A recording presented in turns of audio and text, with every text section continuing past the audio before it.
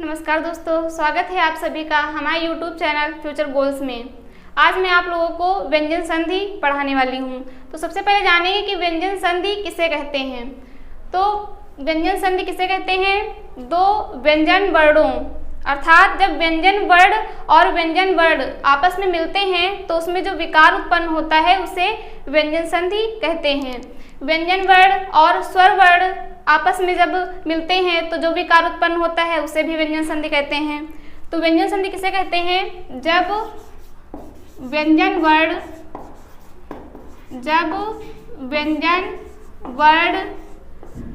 किसी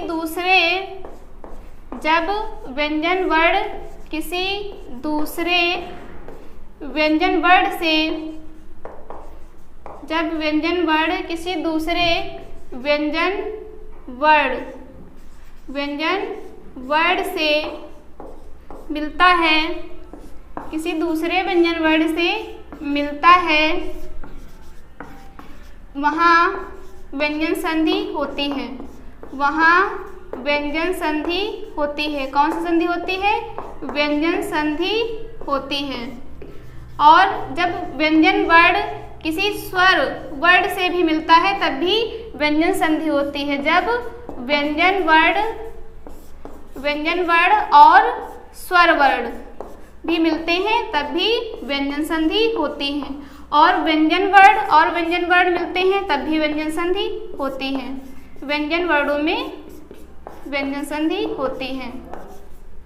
व्यंजन वर्ण तो व्यंजन और स्वर वर्ण मिलते हैं तब भी व्यंजन संधि होती है, और व्यंजन वर्ण मिलते हैं तब भी व्यंजन संधि होती है। यानी कि जब व्यंजन वर्ण किसी दूसरे व्यंजन वर्ण से मिलता है, आपस में मेल होता है दोनों का, व्यंजन वर्ण और व्यंजन वर्ण का, तो उससे जो विकार उत्पन्न होता है वहाँ क्या होती है? व्यंजन संधि होती है। तो जब व्यंजन वर्ण किसी दूसरे व्यंजन वर्ण से मिलता है और क्या होता है, वहाँ उससे जो विकार उत्पन्न होता है, उससे जो विकार उत्पन्न होता है वहाँ व्यंजन संधि होती है। क्या उत्पन्न होता है? विकार उत्पन्न होता है, तो वहाँ क्या होती है? व्यंजन संधि। जब व्यंजन वर्ण और व्यंजन वर्ण आपस में मिलकर उसमें विकार उत्पन्न करें तब व्यंजन संधि होती है, और व्यंजन वर्ण और स्वर वर्ण आपस में मिलकर जब विकार उत्पन्न करें तब व्यंजन संधि होती है। तो सबसे पहले जानेंगे कि व्यंजन वर्ण कौन कौन से होते हैं। तो व्यंजन वर्ण मैंने बताया था आपको कि 33 होते हैं। कौन कौन से होते हैं? का वर्ग, चा वर्ग, क वर्ग, च वर्ग, टा वर्ग, ता वर्ग और पा वर्ग। ये 5 वर्ग होते हैं। का वर्ग, चा वर्ग, टा वर्ग, ता वर्ग और पा वर्ग। और इनके अलावा आते हैं अंतस्थ वर्ण। कौन से आते हैं? अंतस्थ वर्ण और ऊष्म वर्ण। ये हमारे व्यंजन वर्ण होते हैं। कौन कौन से? क वर्ग, च वर्ग, टा वर्ग, ता वर्ग और पा वर्ग, अंतस्थ वर्ण और ऊष्म वर्ण। तो क वर्ग में कौन कौन से वर्ण आते हैं? क, ख, ग, घ, ङ। और च वर्ग में च, छ, ज, झ, ञ। टा वर्ग में ट, ठ, ड, ढ, ड़। और ता वर्ग में त, थ, द, ध, न। पा वर्ग में प, फ, ब, भ, म। और उसके बाद अंतस्थ वर्ण जो हमारे होते हैं वो कौन कौन से होते हैं? य, व, र और ल। ये हमारे अंतस्थ वर्ण होते हैं। और ऊष्म वर्ण श, स, श और ह, ये हमारे ऊष्म वर्ण होते हैं। तो ये जो 33 होते हैं व्यंजन, कितने होते हैं? 33 व्यंजन होते हैं। तो अब हम देखते हैं इसका उदाहरण है व्यंजन संधि का, जैसे कि दिक् प्लस गज, दिक् प्लस गज। तो यहाँ पर क्या है? ये जो क है ये व्यंजन है, क है व्यंजन और यह ग ये भी व्यंजन है। दोनों कैसे वर्ण हैं? व्यंजन वर्ण है। और क का क्या बनेगा यहाँ पर? क का बनेगा ग, क का बनेगा ग। तो यहाँ पर हो जाएगा दिग्गज। क्या हो जाएगा? दिग्गज। तो जब व्यंजन वर्ण और दूसरे व्यंजन वर्ण आपस में मिलते हैं और उनसे जो विकार उत्पन्न होता है उन्हें क्या कहते हैं? व्यंजन संधि कहते हैं। जहाँ जैसे कि दिक् प्लस गज, तो का क्या है? हमारा व्यंजन वर्ण है और गा भी व्यंजन वर्ण है, तो दोनों व्यंजन वर्ण आपस में मिलते हैं, तो इसमें जो विकार उत्पन्न होता है उसे व्यंजन संधि कहते हैं। तो दिक् प्लस गज का बनता है दिग्गज। और जैसे कि दूसरा है हमारा दिक् प्लस अंत, ये इसका दूसरा उदाहरण है। जैसे कि है दिक् प्लस अंत, तो यहाँ पर का है, क्या है? व्यंजन, का व्यंजन है और उसके बाद में जो आ है, आ कैसा है? वर्ण, स्वर वर्ण है, आ स्वर वर्ण है। तो यहाँ पर किन वर्णों का मेल हो रहा है? व्यंजन और स्वर वर्ण का मेल हो रहा है। तो यहाँ पर का के स्थान पर होगा ग, का के स्थान पर होगा ग, तो यहाँ बन जाएगा दिगंत, का के स्थान पर हो जाएगा ग और गा में मिल जाएगा अ, तो गा पूरा हो जाएगा और बन जाएगा दिगंत। तो यहाँ पर व्यंजन वर्ण और स्वर वर्णों में मेल हो रहा है और इनमें जो विकार उत्पन्न हुआ है उससे क्या कहते हैं? व्यंजन संधि। तो व्यंजन संधि किसे कहते हैं? जब व्यंजन वर्ण किसी दूसरे व्यंजन वर्ण से आपस में मिलते हैं और उसमें जो विकार उत्पन्न होता है उसे व्यंजन संधि कहते हैं। और जब व्यंजन वर्ण किसी स्वर वर्ण से आपस में मिलते हैं, व्यंजन वर्ण स्वर वर्ण से आपस में मिलते हैं, उससे जो विकार उत्पन्न होता है उसे व्यंजन संधि कहते हैं। जैसे कि यहाँ पर व्यंजन वर्ण और स्वर वर्ण दोनों आपस में मिले हैं और इनसे जो विकार उत्पन्न हुआ है ये क्या है? व्यंजन संधि। दिक् प्लस अंत का बनता है दिगंत। और दिक् प्लस गज दोनों व्यंजन हैं, व्यंजन वर्ण है, इनमें जो विकार उत्पन्न हुआ है उसे क्या कहते हैं? व्यंजन संधि। तो व्यंजन संधि कितने प्रकार की होती है? व्यंजन संधि 3 प्रकार की होती हैं। कौन कौन सी? सबसे पहली हमारी इष्टुत्व संधि, इष्टुत्व संधि। तो हम इष्टुत्व संधि के बारे में पढ़ेंगे। कौन सी संधि? इष्टुत्व संधि। हमारी पहली व्यंजन संधि है इष्टुत्व संधि और इसका सूत्र होता है स्तोहो, स्तोहो, इष्टुना, इष्टुः, स्तोहो, इष्टुना, इष्टुः, स्तोहो, इष्टुनः और इष्टुः। तो यह सूत्र क्या कहता है कि यदि यह सूत्र कहता है स्तोहो यानी कि स और त वर्ग, स और त वर्ग, और इष्टुना यानी कि इष्टुना का मतलब है श, श और चु मतलब च वर्ग, च वर्ग। तो श, स्तोहो, इष्टुना और इष्टुः यदि स या त वर्ग के बाद में या पहले, स या स और त वर्ग के बाद में या पहले यदि श या च वर्ग का कोई भी वर्ण आता है, श और च वर्ग का कोई भी वर्ण आता है, तो इस स के स्थान पर श और त वर्ग के स्थान पर च वर्ग हो जाता है इष्टुत्व संधि में। तो इष्टुत्व संधि में क्या होता है?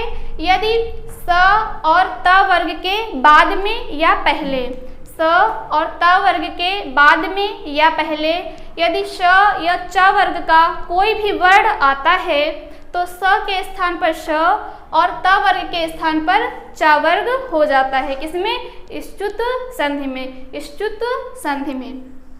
तो इसमें जैसे कि ये स और त है, तो सबसे पहले लिखेंगे स और त वर्ग। तो त वर्ग में कौन कौन से वर्ण आते हैं? त वर्ग में आते हैं त, थ, द, ध और न। तो इनके स्थान पर कौन से वर्ण होंगे? स के स्थान पर ये श हो जाएगा और त वर्ग के स्थान पर हो जाएगा च वर्ग। कौन सा हो जाएगा? च वर्ग।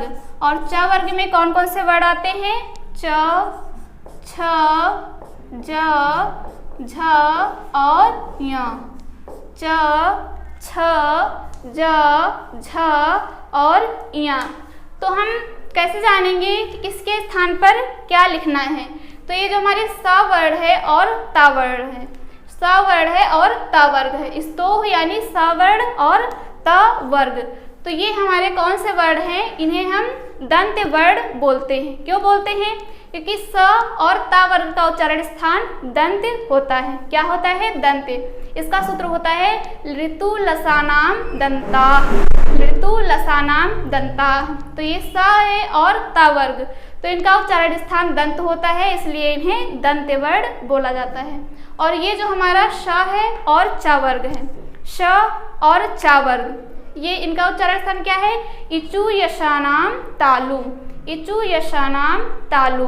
श और च वर्ग का उच्चारण स्थान होता है तालु, तो इसलिए इसे तालव्य श बोलते हैं और इसे दंत्य श बोला जाता है। इसे दंत्य श बोला जाता है और इसे तालव्य श बोला जाता है। कौन सा सा? तालव्य श। और ये हमारा है दंत्य स। तो हमें इसमें करना क्या है? इस च्युत संधि में इसमें दंत वर्णों को तालव्य वर्णों में परिवर्तित करना है। दंत वर्णों को तालव्य वर्णों में परिवर्तित करना है। हमें तालव्य वर्ण में कोई भी परिवर्तन नहीं होगा, जो भी परिवर्तन होगा वो इन दंत वर्णों में ही होगा। तो ये है इस च्युत संधि। और इसका उदाहरण जैसे कि देखते हैं, पहला है हमारा उदाहरण है रामस, रामस प्लस चिनोति, रामस प्लस चिनोति। तो यहाँ पर क्या है? ये स है, तो इस स के स्थान पर कौन सा स हो जाएगा? ये हो जाएगा, इस स के स्थान पर, दंत स के स्थान पर हो जाएगा तालव्य श। तो यहाँ पर बन जाएगा रामस, रामस चिनोति। क्या बन जाएगा? रामस चिनोति। दंत स के स्थान पर कौन सा श आ जाएगा? तालव्य श, तो हो जाएगा रामस चिनोति। इसके अगले उदाहरण हैं, इसका अगला उदाहरण है रामस प्लस शेते। तो ये स क्या है? दंत वर्ण है, इसको किसमें परिवर्तित करना है? स को परिवर्तित करना है तालव्य श में। किसमें? दंत स को परिवर्तित करना है तालव्य श में। तो इस स के स्थान पर कौन सा हो जाएगा? ये वाला स, दंत स के स्थान पर हो जाएगा तालव्य श। तो यहाँ पर बन जाएगा रामस शेते, रामस शेते।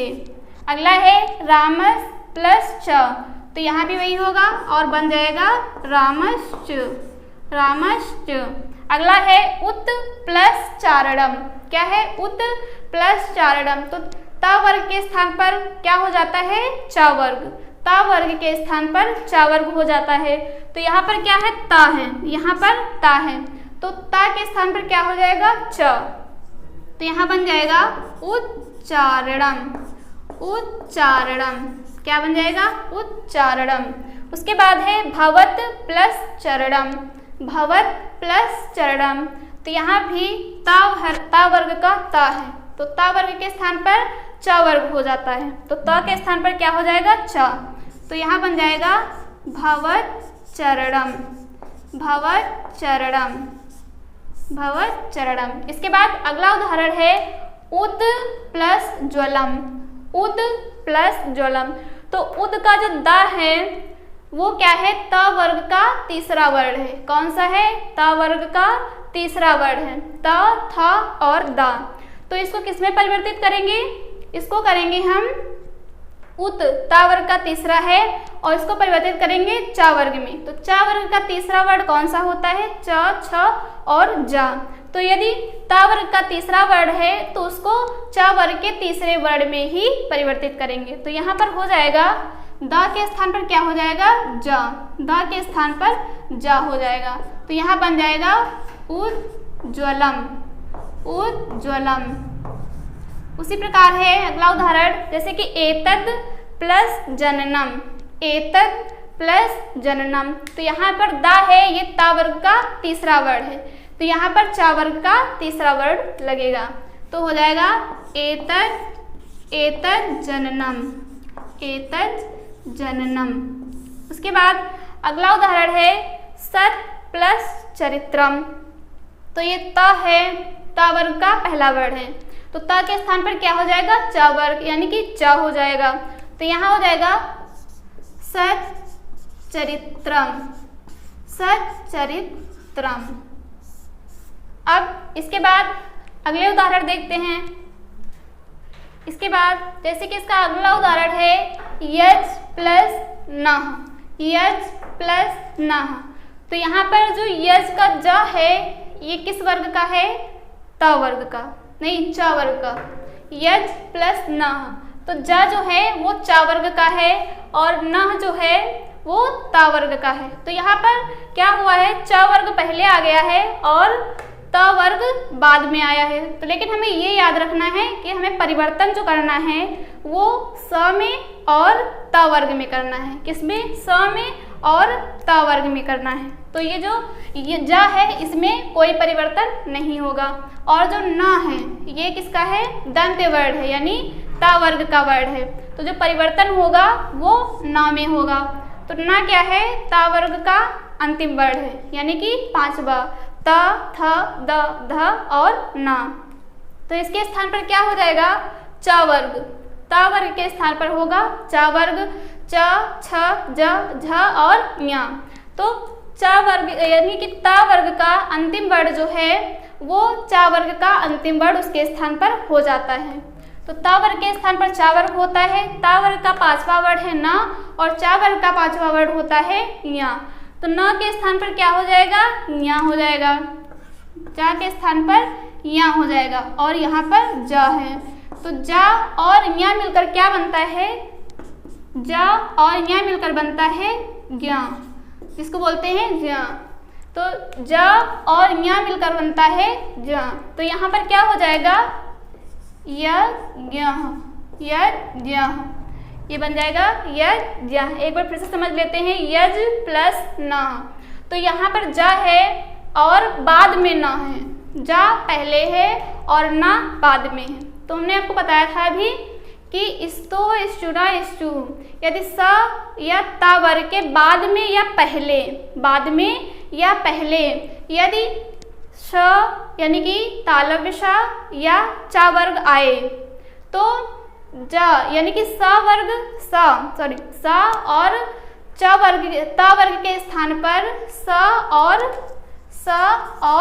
त वर्ग के स्थान पर, स के स्थान पर दंत स के स्थान पर तालव्य श और त वर्ग के स्थान पर कौन सा वर्ग हो जाता है? च वर्ग हो जाता है। तो यहाँ पर ज है और यहाँ न है, तो हमें ज किस वर्ग का है? च वर्ग का है। तो च वर्ग में कोई परिवर्तन नहीं होगा। न है त वर्ग का, तो परिवर्तन किस में होगा? त वर्ग में। तो इस न में परिवर्तन होगा। न है च वर्ग का अंतिम वर्ण, तो इसके स्थान पर होगा त वर्ग का अंतिम वर्ण है न, तो इसके स्थान पर होगा च वर्ग का अंतिम वर्ण ञ। तो ज और ञ मिलकर बनते हैं ज्ञ। क्या बनते हैं? ज्ञ। तो यज प्लस न मिलकर होगा यज्ञ। इसी बाद अगला है उदाहरण राज प्लस नी। तो यहाँ पर भी ज और ञ मिलकर बनेंगे ज्ञ, तो हो जाएगा रागी या रागी। उसके बाद है महान प्लस जया, महान प्लस जया। तो यहाँ पर क्या हुआ है? न जो है वो पहले आया है, त वर्ग का न है। त वर्ग का कौन सा वर्ण है? 5वां वर्ण है न। तो त वर्ग पहले आया है और च वर्ग है, तो ज बाद में आया है। तो यहाँ पर क्या बनेगा? न के स्थान पर 5वां वर्ण होगा ञ। न के स्थान पर च वर्ग का जो अंतिम वर्ण है वो होगा ञ। तो न और ज, तो न और ज मिलकर क्या नहीं बनते हैं? ज्ञ नहीं बनते हैं। तो यहाँ पर न का बनेगा ञ, क्योंकि जो ज्ञ होता है वो ज और ञ मिलकर बनता है हमारा ज्ञ। और यदि हम ञ और ज को मिलाएंगे, यानी कि ञ और ज को मिलाएंगे, ञ और ज को मिलाएंगे तो ज्ञ नहीं बनेगा, ज्ञ नहीं बनेगा। तो यहाँ पर क्या हो जाएगा? यहाँ पर हो जाएगा महान जया। तो न के स्थान पर क्या होगा? ञ होगा। तो यहाँ हो जाएगा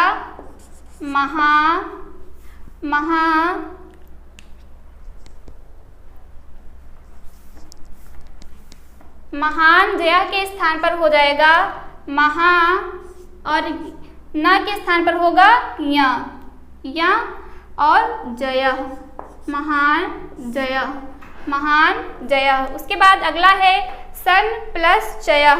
तो यहाँ पर भी ना है, ना क्या है, ता वर्ग का अंतिम वर्ण है। तो यहाँ पर क्या होगा, चा वर्ग का अंतिम वर्ण होगा, ना के स्थान पर न्या। तो हो जाएगा संचय, संचय। क्या बन जाएगा, संचय। उसके बाद अगला है सार्गिन प्लस जया।